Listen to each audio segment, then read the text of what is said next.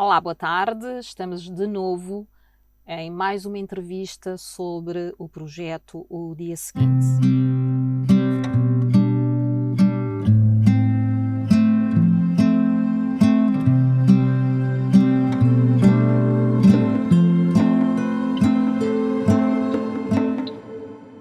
E hoje temos uma música muito especial, Sónia Leitão. Muito obrigada. Obrigada pela tua presença.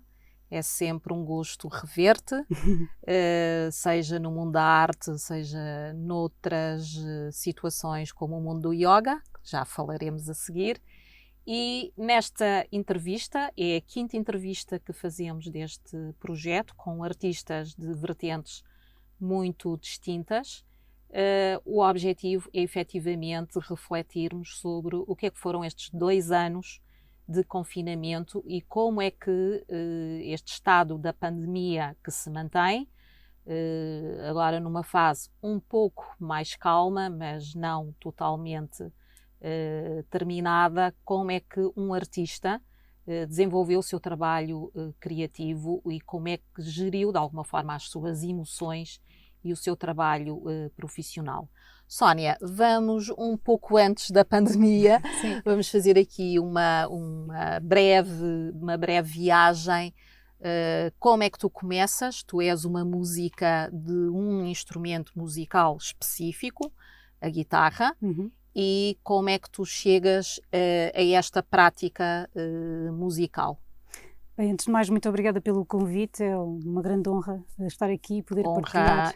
A honra é toda minha partilhar. E é de facto uma grande alegria poder conversar aqui contigo. Obrigada. E portanto eu comecei de uma forma, se calhar como as pessoas veem alguém a tocar um instrumento e ficam apaixonadas, e foi isso que me aconteceu. Não tenho tradições musicais na família, ou pelo menos não na área erudita. O meu pai fazia parte de um grupo, de uma banda, era o chamado Artimanhas, muito conhecido lá na minha terra. E a tua terra é Marinha onde? Grande. Na Marinha Grande, Exatamente. Centro de Portugal. Exatamente. E ele, não como músico, mas como tratando das luzes e do áudio, e então aquilo que saía para fora, na minha família que não tinha tradições musicais, era que a música era aquilo, era tocar à noite, era viver à noite, e talvez por isso também não tenha sido uma vontade de me darem esse ensinamento. Mas com mais ou menos 14, 15 anos, vi alguém a tocar e apaixonei-me, e achei que poderia ser aquele o meu caminho. Aprendi de forma autodidata. Antigamente não havia tantos tutoriais como há agora no YouTube, não é? Portanto a pesquisa foi longa, foi de ver os outros, foi de... Não era tão fácil. Exatamente. Como é atualmente. Mas era a experimentação. E acabei por me inscrever através de uma pessoa conhecida, uma amiga minha na altura, que me informou que iria existir um curso de verão no Sport Operário Maranhense, onde me inscrevi. Achando que já sabia muito, fui lá e percebi que sabia quase nada, ou nada mesmo na realidade. E foi onde conheci uma grande mentora, foi a Hilda, foi a professora nesse curso de verão, que eu agora não tenho ideia se demorou uma semana, se demorou o verão inteiro, porque para mim foi tanto o que eu absorvi, foi tão intenso que mudou a minha vida. Na verdade, aquele momento mudou a minha vida. A partir daí, depois desse verão, inscrevi-me nas aulas de guitarra clássica e de música, na teoria da música também, no mesmo operário, Sport Operário Maranhense, e depois foi uma mudança de caminho, foi o meu caminho. Foi o teu caminho. Foi o meu caminho. Sensivelmente terias 14, 15 anos? Sim, ou mais jovem? Sim. Foi na altura em que eu fui para o 10º ano, portanto, o meu percurso e aquilo que eu sempre ambicionei era ser professora. De alguma disciplina Iniciei, especial? sim, em primeiro lugar de matemática. Depois, na fase adolescente, achei que aquilo daria muito trabalho, corrigir testes e tal. E então achei que se calhar a educação física poderia ser uma hipótese, porque sempre fui muito dedicada ao desporto também, desde muito cedo. Mas depois descobri a música e tudo mudou. E o caminho acaba por se afastar um pouquinho, apesar de hoje da docência estar lá na a mesma. docência está presente. Sim, Está sem presente. dúvida nenhuma. Sim. Sim. Então, depois desta fase na região centro, tu dás um salto em termos geográficos para continuar nessa aprendizagem. Sim. Antes disso, quando me inscrevi num conservatório oficial, foi em Odivelas, em Louros mais propriamente. Eu estava no 12º ano, portanto estava a terminar o 12º ano na Marinha Grande e ia 2 vezes por semana de expresso a Lisboa para poder fazer as aulas no conservatório. Depois desloquei-me, quando terminei o 12º ano, para viver em Lisboa, para conseguir continuar os meus estudos no conservatório, visto que comecei um pouco mais tarde, tive ali aqueles anos antes de entrar na universidade, em que precisei de concluir o conservatório. Acabei por concluir o último ano de volta a Leiria, no Orfeão de Leiria, que também foi um marco muito importante naquela altura, na minha vida. E porque dizes isso? Pelos professores que tiveste ou pelo ambiente? Sim, pelo ambiente e pela oportunidade, porque estando a concluir o último ano, fui convidada também para começar a lecionar no Orfeão, nessa altura, e até hoje. Até hoje. É a escola que te escola abraça e que tu abraças que eu abraço, todos os dias. Sim. E quando terminei o conservatório, fiz provas a nível nacional e a nível internacional e optei por ficar em Vigo e fiz lá então a minha licenciatura em Espanha. Uma cidade fantástica, com pessoas fantásticas e onde eu aprendi muito, mas nunca larguei as raízes e continuei a trabalhar no Orfeão durante todo esse tempo e ainda cá estou. E ainda cá estás, muito bem, muito orgulho. E é precisamente através do Orfeão que eu te venho a conhecer, quando desenvolvemos em 2015 um projeto em conjunto, de uma exposição organizada no Mosteiro da Batalha. E isso leva-me a um outro pensamento, que é precisamente um outro trabalho que tu fazes paralelamente à docência, que é a participação em diferentes grupos musicais, não é? Tu integras diferentes grupos e queres falar dessa experiência. Portanto, claro que a docência ocupa grande parte de todo o meu tempo, mas um músico não pode ser só professor, não é? E há sempre a vontade de nos expressarmos e de transmitirmos as nossas emoções através da nossa arte, neste caso a música.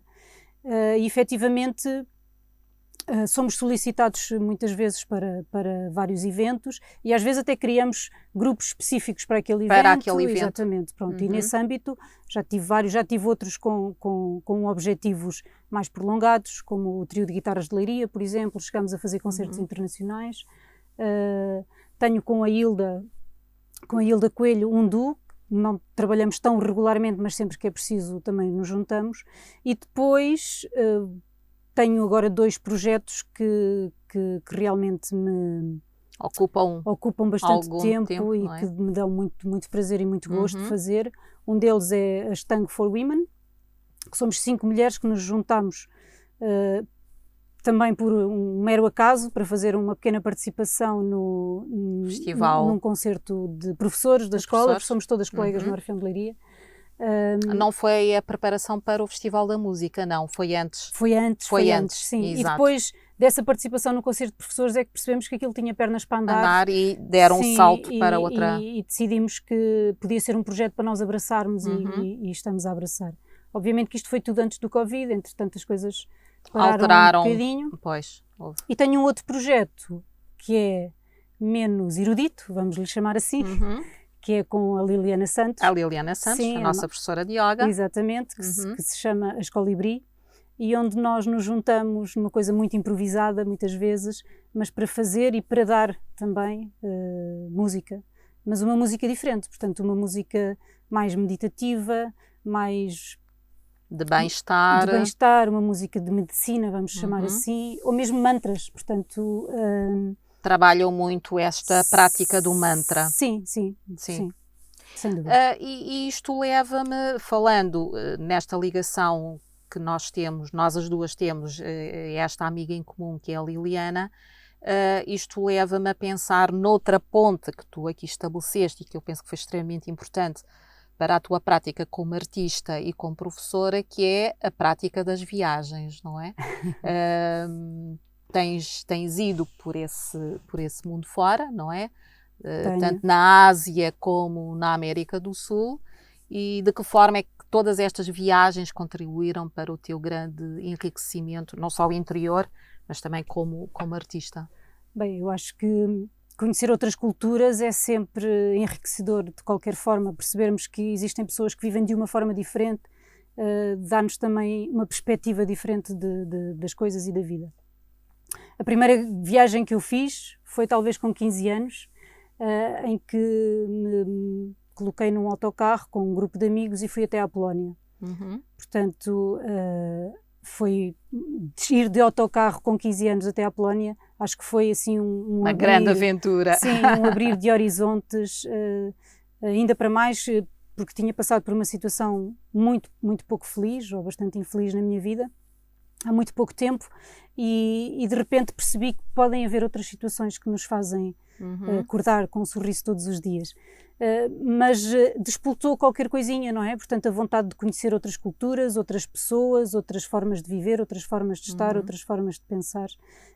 E a partir daí, depois tive muito tempo sem fazer grandes viagens, mas desde 2014, mais ou menos, que... Viajas com alguma regularidade? Viajo com bastante regularidade, desde a América Central e América do Sul até a Ásia, sim. Duas viagens que me marcaram muito foi a da Ásia. Era isso que eu te ia perguntar. Foi a viagem à Ásia, que foi de mochila às costas. Mochila às costas? Sim. Muito bem. Portanto, espírito aventureiro. Exatamente.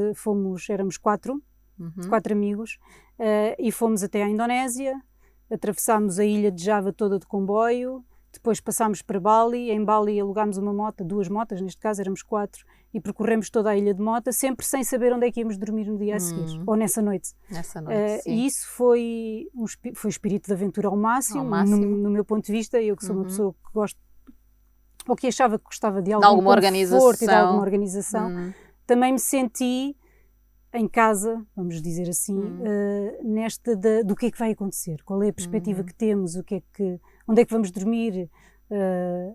Pronto, correu tudo muito bem, felizmente. Quando chegámos ao Japão já não foi assim tão perfeito, tão perfeito, mas foi, porque no final de contas está tudo certo. Está tudo certo, exatamente. Acontece porque tem que acontecer, não é? Claro, mas chegámos a Osaka e era o dia da festa da cidade. E então não havia onde dormir. Grande imprevisto. Exato. Sim. E no Japão, quer dizer, não podemos dormir na estação de comboios, por exemplo, não é? Porque não é permitido. Não é permitido. Sim. Mas chegámos a pensar que tínhamos que passar por essa situação, mas pronto, lá depois conseguimos resolver, ainda que a comunicação não seja tão fácil lá, porque eles não entendem muito bem o inglês. Mas conseguimos resolver, felizmente, e passámos um dia fantástico por ser o dia da cidade, ver todas as geishas por ali a passear nas ruas.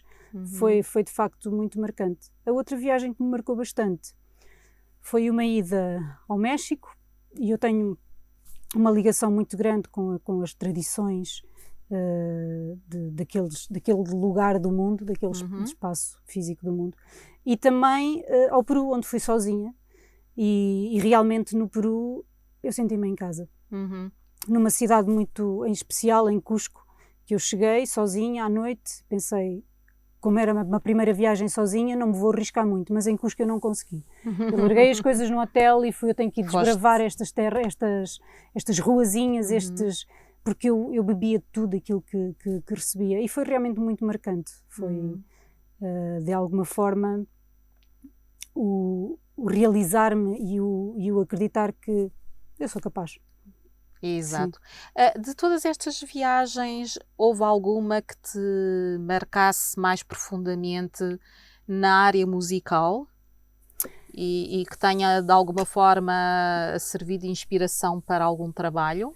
Sim, estas da América marcaram-me muito. Nesse sentido. Sim, também por haver muitos artistas de rua, não é? Porque eu também estive em sítios muito turísticos e eles gostam de se mostrar. E aí perceber que existem harmonias diferentes, que existem formas de conduzir a música também de forma diferente, muito característica, e que também me têm ajudado muito neste projeto que eu tenho com a Liliana, porque vem muito à base da cultura desses povos, das comunidades. dessas comunidades, Sim. exatamente. E também muito, que é um dos grandes objetivos do vosso projeto, a ligação à terra, não é? A ligação à natureza. Sim, a ligação aos elementos também, e num sentido se calhar mais espiritual, vamos lhe dizer, de crescimento interior, dessa ligação que não deveria ser, não deveríamos pensar nela porque ela já deveria existir só por si, não é? Sim, mas que tem que ser trabalhada todos os dias. Sim, porque a sociedade obriga-nos a afastar-nos daquilo que nós já deveríamos ter. Dessa realidade. Exatamente. E também as vidas, não é? Exato. O stress, os horários, como há pouco, antes da entrevista, estávamos a falar, que estamos a ficar quase esmagados com tantas atividades verdade, e com horários tão apertados. Sim, não sim, é? o tempo não chega para tudo. Não chega para tudo.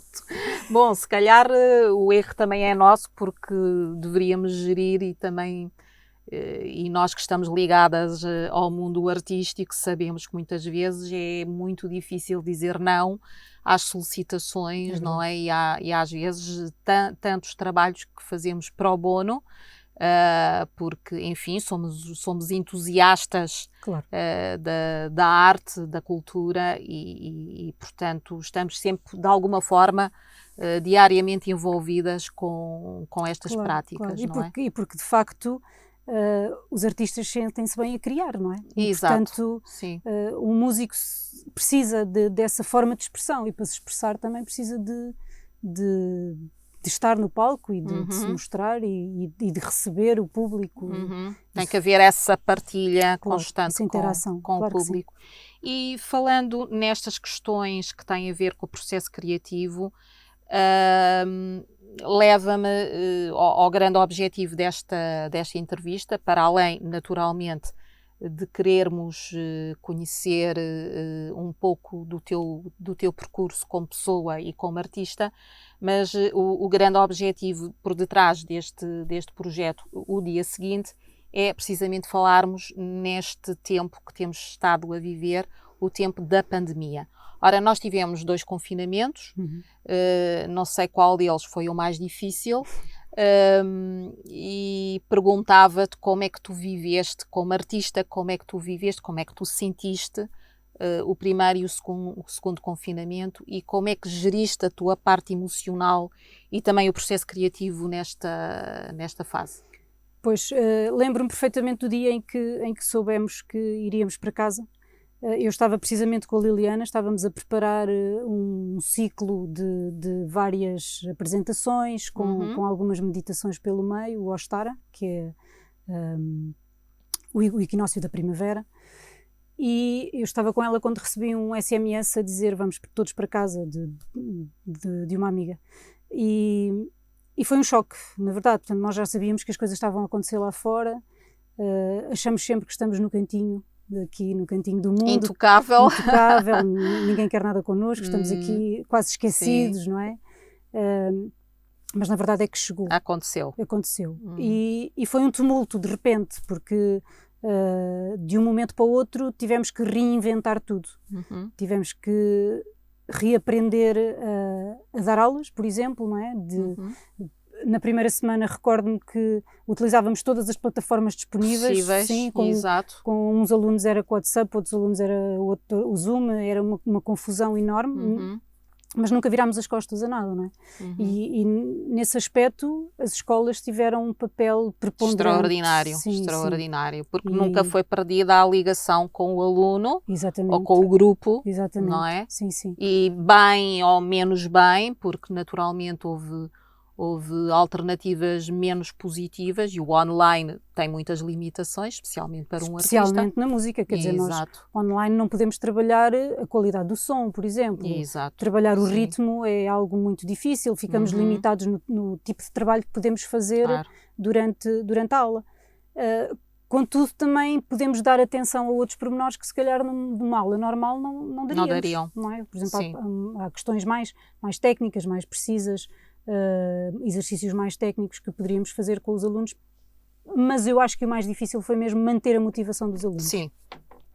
E aí foi preciso um trabalho muito dedicado, não só das escolas como... E tu sentiste essa ausência de motivação por parte dos alunos? Confesso que no início eles estavam até a viver aquele imaginário de eu posso estar o dia todo em casa. Sim, não é? Claro. Mas, foram os jovens e foram os adultos, sim, que bom estar em casa, ainda para mais era sim. inverno, não Exatamente. é? Março. E, portanto, ainda que tivesse a despoltar a primavera, e que me dá sempre mais vontade de ir para a rua, mas a sensação de que eu posso acordar 5 minutos antes da aula e estar a dar aula, para eles era fantástico. E podes estar de calças de pijama, exatamente. Não é? Para eles era fantástico. E para nós, de alguma forma, também uma experiência nova. Claro. Depois, claro que a coisa foi, à medida que foi avançando no tempo, tornou-se muito cansativa e muito desgastante por nos termos que reinventar todos os dias.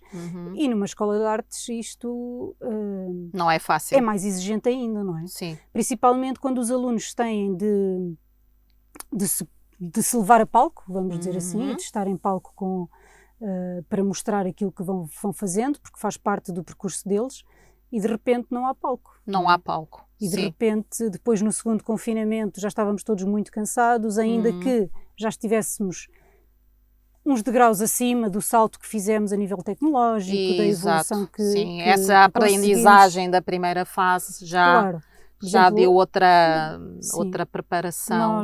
Nós damos aulas individuais de instrumento, mas também damos aulas de conjunto, e as aulas de conjunto, através da internet, não funcionam. Então nós tivemos que nos reinventar, e também foi, de alguma forma, muito interessante para os alunos, porque eles conseguiram reinventar-se também. Eles já lidavam muito com as tecnologias, mas aprenderam a lidar com as tecnologias de outra forma. E também tiveram de ter uma preocupação extra com o que estava ao seu redor. Porque, por exemplo, se eles vão fazer uma audição, quem se preocupa com a forma como o palco está é quem está a organizar, e eles não têm que se preocupar, só têm que estar concentrados naquilo que têm que fazer. Para aquela tarefa. E de repente terem que fazer vídeos a tocar no quarto deles já impõe que eles estejam mais atentos aos detalhes. Que se calhar a cama tem que estar feita e as almofadas compostas, ainda que na indumentária eles tivessem sempre um cuidado especial, o ambiente à volta, eles tiveram que começar a pensar nisso também. Isso também é bom para eles perceberem que há muito mais, que é necessário muito mais quando somos artistas do que apenas o trabalho que fazemos com o instrumento. E pronto, eu estando como professora de orquestra de guitarras também foi uma reinvenção, sim, de muito trabalho pessoal, não é? De investimento. De investimento pessoal, de investimento na minha aprendizagem também tecnológica, mas também de investimento de tempo, porque gravar todos os takes para depois enviar aos alunos para eles poderem tocar ao mesmo tempo, para que no final tudo ficasse certinho. Mas foi muito engraçado, porque depois fizemos uns vídeos com piada, com muita piada, sim. E eles, acho que o resultado final depois foi muito gratificante para eles. Sim. Sim. O que é que te fica do teu processo criativo enquanto participação naqueles grupos que já falaste?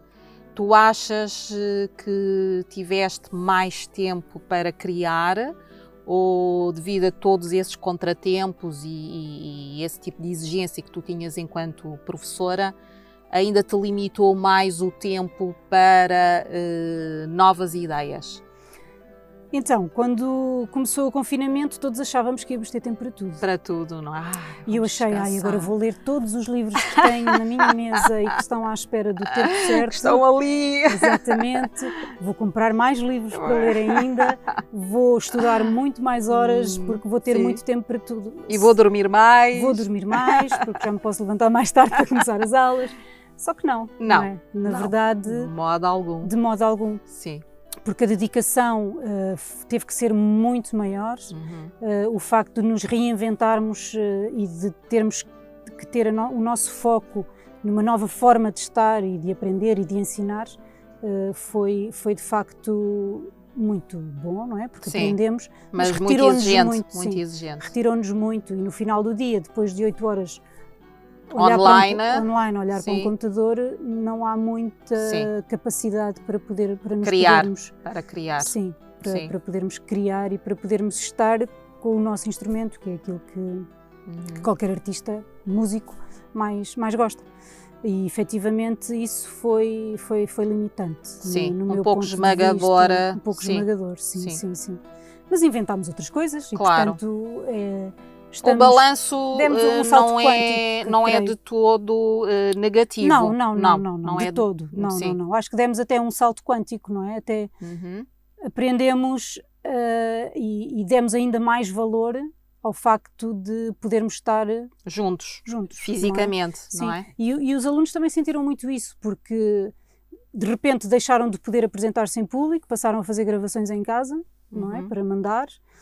A escola reinventou-se também para poder continuar a dar cultura à cidade e a quem sempre nos procura, de outras formas, através sempre do online.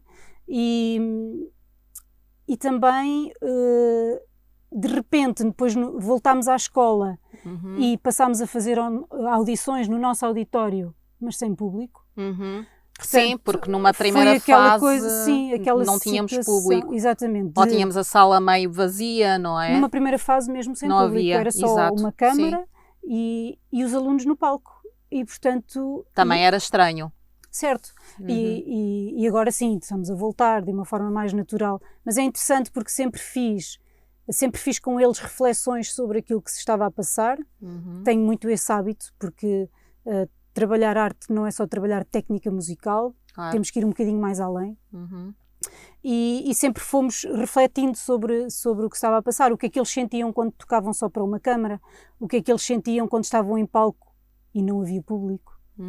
E o que é que eles efetivamente sentem quando têm uma resposta, não é? Naquela ligação que se faz de o artista estar em palco e há sempre uma linha que o conduz a quem o está a escutar, não é? E há sempre uma energia que se troca de alguma forma.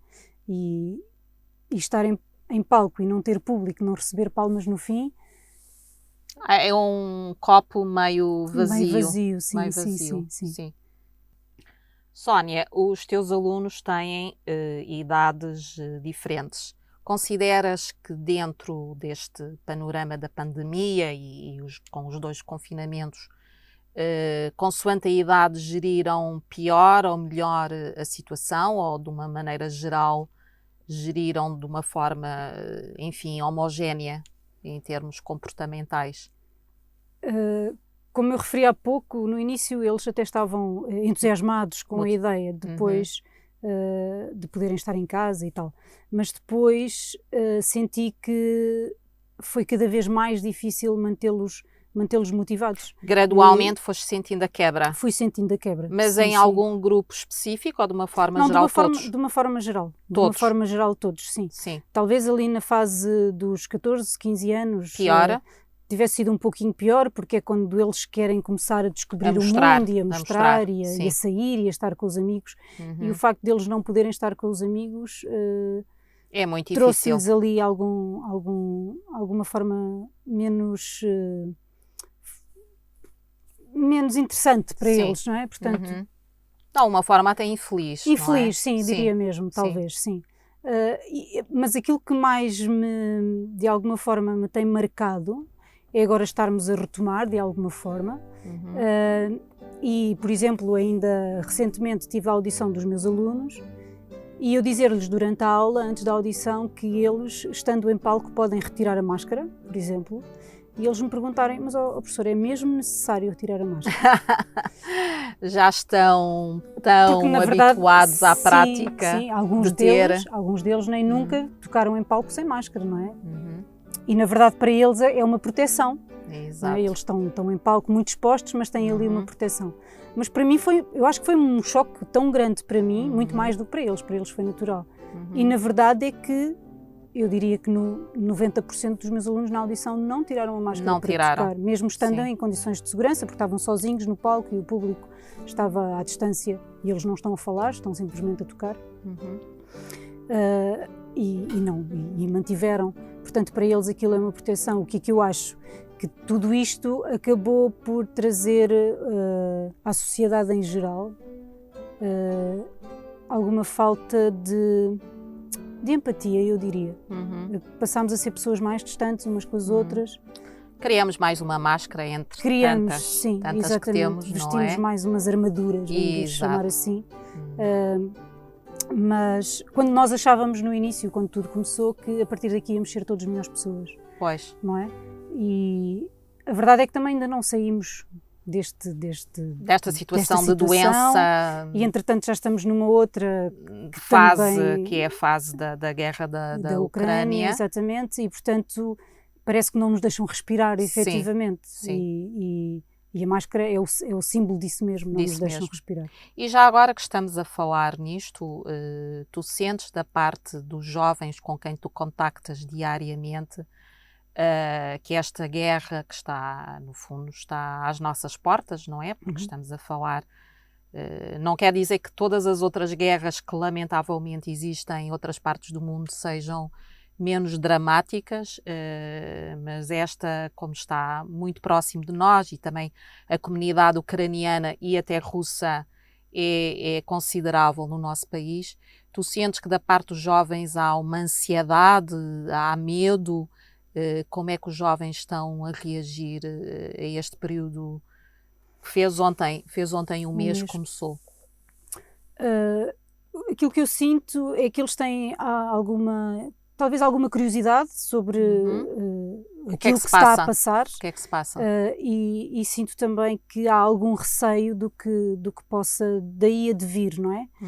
Acredito que eles sintam também as dificuldades através dos pais, não é? Porque tudo isto traz dificuldades económicas para toda a gente, com o aumento dos preços, dos combustíveis e tal. E eles estão um pouco apreensivos com o que possa daqui advir. Sinto também que de alguma forma, pelo menos os mais conscientes, talvez um bocadinho mais velhos, e a partir dos 15, 16 anos, estejam a questionar-se muito o que é que vai ser o futuro deles, na verdade, porque a instabilidade é muita. Eles sentem muita instabilidade no ar. Desde 2020, não quer dizer que anteriormente não houvesse outro tipo de problemas, mas esta situação da pandemia e esta situação da guerra da Ucrânia-Rússia realmente tem abalado as nossas estruturas. Sim, de uma forma muito forte. De uma forma muito forte. Sim, sem dúvida. E eles sentem-no também, não é? Portanto, acho que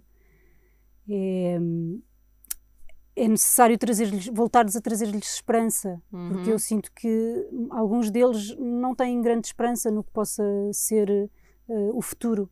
E sinto tristeza ao sentir isso. Sim, e isto é muito grave quando estamos a falar de pessoas que são de facto muito jovens e não acreditarem que há uma primavera. A primavera começou recentemente, mas a primavera pode ser criada por nós todos os dias, não é? Claro. E tu achas que como música tu podes fazer aqui a diferença relativamente a este rasgão de reflexão em relação ao futuro? Claro que sim, obviamente. Também como professora, e aí também acho que tenho um papel preponderante e fundamental, porque efetivamente tenho a sorte de dar aulas individuais. Portanto, eu estou todas as semanas... Tens uma relação mais próxima. Sim, estou todas as semanas com um aluno durante um período de tempo, que é o tempo da aula, e na verdade a ligação que se cria vai muito para além da música. Da relação de sim, e vai também muito para além da relação de professor-aluno. Sabendo sempre os limites, como é óbvio. Exato. E eu vou percebendo... Eu já tive pais que me disseram, bem, a professora é quase como uma psicóloga. E é verdade, porque eu vou crescendo com eles, não é? Porque exato, a maioria dos professores tem muito esse papel também, claro. Não é? E eu vou crescendo com eles. Eu tenho alunos com os quais estive durante 12 anos. 12 anos é muito tempo, passo não é? desde o primeiro ano da escola ao 12º, vou acabando por passar por todas aquelas fases da infância, a pré-adolescência, a adolescência e já o quase adulto. Exatamente. Sim. E eu acabo por ser também um pouco a pessoa em que eles confiam muitas vezes, e vou percebendo esses estados emotivos. Também o facto de trabalharmos com arte e de trabalharmos com música, não é possível dissociar a arte e a técnica da arte das emoções, então está tudo muito ligado, não há uma linha separação, que separa as duas coisas. E pronto, e daí é que eu vou tendo a percepção da preocupação, não é? Da preocupação pelos tempos que vivemos, mas tu tocaste aí numa palavra que me parece chave, que é a palavra esperança. E nós, como praticantes de yoga, temos ainda mais responsabilidade nesse sentido, não é? Que é trabalhar, enfim, o nosso conhecimento interior e de alguma forma também transmitir àqueles com quem contactamos. Sónia, uma pergunta relativamente ao futuro e ao futuro do teu trabalho. Que novo projeto é que está na linha de um futuro próximo? Sei que tens um concerto marcado para breve. Sim, sim. Queres transmitir-nos, queres partilhar connosco essa informação? Sim, claro que sim. Portanto, continua na linha, manter já os projetos que tenho e dar-lhes mais vivacidade. E, portanto, com a Ashtanga for Women estamos agora com um concerto agendado para o Festambo em Orem. Em Orem? Sim. Uhum. E, portanto, depois da pandemia, ainda que tenhamos tido um concerto durante a pandemia, mas sentimos muitas limitações do número de pessoas que podiam estar no público, mesmo do contacto direto depois com as pessoas no final dos concertos, que é sempre um momento muito próximo, exatamente, não é? E, portanto, nós não o sentimos verdadeiramente, ainda que já tivesse sido muito bom, mas tenho esse objetivo de continuar com a Ashtanga for Women de uma forma mais presente e cada vez com mais espetáculos. Mais espetáculos. Sim, concertos. Qual é o dia do espetáculo? É dia 8 de maio. Dia 8 de maio. Domingo, sim. Um domingo. Sim. Portanto, este será o próximo projeto sim. que já está definido, já está agendado. Sim. E depois com a Liliana manter as vossas atividades de canto e outras meditações que fazemos também, as nossas atividades, pronto, sempre de uma forma mais de gestão do tempo dela, do meu tempo, mas vamos conseguindo articular. Sim, também temos aí umas ideias, vamos ver se as conseguimos concretizar. De novos projetos sim. para médio prazo, ainda esperemos este ano? Sim. Agora com o bom tempo. Se for possível. Aproveitar espaços ao ar livre. Ao ar livre, ou não tanto. Ar livre, mas dentro. Portanto, grutas e espaços assim especiais dentro da com uma natureza. Energia especial para podermos também fazer arte. De alguma forma. Exatamente. A arte tem muitas formas de se mostrar, sim, não é? E como forma de comunicação acabamos por reinventar sempre diferentes formas de ligação. Claro. E que seja para acrescentar alguma coisa. seja sempre também para acrescentar. Claro que sim. Sónia, nós vamos terminar esta entrevista com uma última pergunta. Tu, como professora e como artista, que mensagem é que tu gostarias de deixar aos jovens com quem estás permanentemente em contacto, pensando que a vida de artista é realmente cheinha de obstáculos, é verdade. Especialmente num país onde a cultura ainda não é, parte integrante das preocupações de muitas pessoas, inclusivamente instituições políticas, e que os apoios têm sempre muitas limitações. Pronto, não é de facto um mar de rosas, ainda que tenha muitos aspectos positivos. Claro que sim. Senão não estaríamos a desenvolver todas estas práticas, mas tendo em linha de conta estes obstáculos para fazer uma carreira no mundo artístico, que mensagem é que tu podes deixar aos jovens para o seu futuro? Em primeiro lugar, trabalhar com arte, e eu sempre digo isto aos meus alunos e aos pais dos meus alunos, ou seja, nós trabalhamos quando os outros descansam, não é? Portanto, sim, porque com músicos... Se damos um concerto, estamos a trabalhar e sim, para as outras pessoas poderem usufruir e desfrutar, claro. E tirar prazer disso. E porque muitas vezes os espetáculos são num horário, diferente do horário laboral, não é? Laboral. Sim, mas é assim que tem que ser para que o público possa estar presente. Exatamente. E nós já sabemos essa gestão, claro. Essa gestão do tempo. Mas eu, enquanto professora, o meu objetivo principal nunca... Eu não quero que passe pelo facto deles sentirem que têm que ser músicos. Porque essa filtragem vai acontecer um dia, com a passagem do tempo, vai haver sempre um funil, ou seja, nós temos um dos sistemas educativos a nível de música melhores, eu diria, do mundo, em termos de sistema educativo, da forma como está organizado, e tenho tido feedbacks de pessoas que estão fora, que eu conheço que estão fora do país e que são professores lá fora e que estudaram cá e que reconhecem esse nosso sistema educativo e que comparam. Realmente o sistema educativo a nível do ensino básico está muito bem organizado e isto tem bastantes apoios. Claro que quando chegamos a um nível mais à frente, esses apoios desaparecem. E fazer se torna muito mais vida difícil. De músico é efetivamente difícil em Portugal. É difícil ser músico só e não ser professor. Eu falo na área mais erudita, mais clássica. Mas aquilo que eu tento transmitir sempre é efetivamente esperança. É perceber se o sonho acontece, ele só é sonho até o primeiro passo dado, não é? Portanto, ele não é utopia. A partir do momento que damos o primeiro passo, ele é um objetivo.